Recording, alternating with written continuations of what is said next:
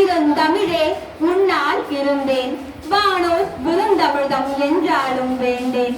தாயே தமிழே முதல் வணக்கம், தாய் பிள்ளை உறவம்மா உனக்கும் எனக்கும். அறிவுசால் அவைக்கு என் அடுத்த வணக்கம், இதோ என் உரையின் துவக்கம். வயிற்றுக்கு சோறிடல் வேண்டும் இங்கு வாழும் மனிதர்க்கெல்லாம், பயிற்று பல கல்வி தந்து இந்த பாறை உயர்த்திட வேண்டும் என்ற பாரதியின் கனவினை நினைவாக்கிய கருப்பு காந்தி காமராஜரின் பிறந்த நாளை முன்னிட்டு அவரை பற்றி பேச பெருமை கொள்கிறேன். பெருந்தலைவர் என்பார், படிக்காத மேதை என்பார், கல்வி நாயகர் என்பார், கிங் மேக்கர் என்பார், ஏழை பங்காளர் என்பார். இவை அத்தனையும் தனித்தனியே சொல்ல நேரமற்று நெஞ்சத்து அன்பாலே கொஞ்சம் தமிழாலே அழைப்பர் கருப்பு காந்தி என்று. யார் அந்த கருப்பு காந்தி? காந்தியை போல் ஒரு மனிதர் இல்லை, காந்தியை போல் இங்கு யாரும் பிறப்பதில்லை என்ற வாதத்திற்கு முடிவு கட்ட பிறந்தவர் தான் இந்த கருப்பு காந்தி. காந்திய கொள்கைக்கும் பொதுவாழ்வு தூய்மைக்கும் சொந்தக்காரர் தான் இந்த கருப்பு காந்தி, நம் கர்ம வீரர் காமராஜர்.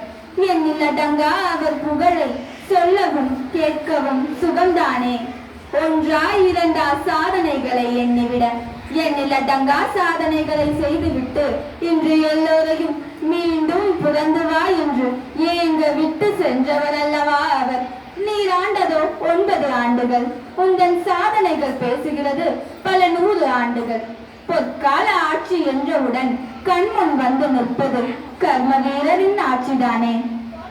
ஓர் அரசியல் தலைவர் எப்படி ஆள வேண்டும், எப்படி சிந்திக்க வேண்டும் என்ற கேள்விக்கு ஒரே விடை காமராஜர்.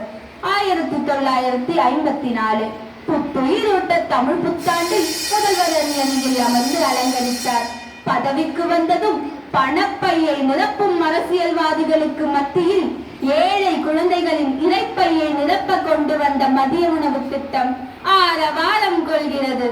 சொத்தில்லாதவர்களுக்கு கல்வி என்னும் சொத்தை வழங்கி 1000 ஆண்டுகளாக மறுக்கப்பட்ட கல்வியை இன்று அனைவருக்கும் இலவசமாக்கி கல்வியிலே புரட்சி செய்து கொண்டு வந்த கல்வி திட்டம் இன்று கண்முன்னே பல இடங்களில் கற்கண்டாய் இனிக்கிறது. பள்ளிகளில்லா ஊர்களில் பள்ளிகள் பல திறந்த பகலவனே, நீ படிக்கவில்லையே தவிர இந்த தேசத்தையே படிக்க வைத்த படிக்காத மேதை. ஏழை பிள்ளைகளும் கல்வி கற்க வேண்டும் என்பதற்காக கையேந்தி பிச்சை எடுத்த பிதாமகர் அல்லவா அவர். அவர் கல்வியை மட்டுமா வளர்த்தார்? இல்லை இல்லை, நம் நாட்டின் முதுகெலும்பான விவசாயத்தையும் வளர்த்தார். நாடு வளமாக விவசாயம் செழிக்க அமராவதி, ஆரணியாறு, கீழ்பவானி, சாத்தனூர், கிருஷ்ணகிரி, காவிரி டெல்டா, வைகை என பல அணைகளை கட்டி ஏழை விவசாயிகளின் துயர் துடைத்த தூய உள்ளம் கொண்டவர் தான் இந்த கருப்பு காந்தி. காமராஜரின் வாழ்க்கை காந்தியின் வழியிலே மக்களை ஆண்ட மகத்தான வாழ்க்கை இவர் வாழ்க்கை. 1975 காமராஜரின் காந்தியின் பிறந்த நாளை கொண்டாடிய மன நிறைவில் காந்தியத்தின் கடைசி தூண் சாய்ந்தது.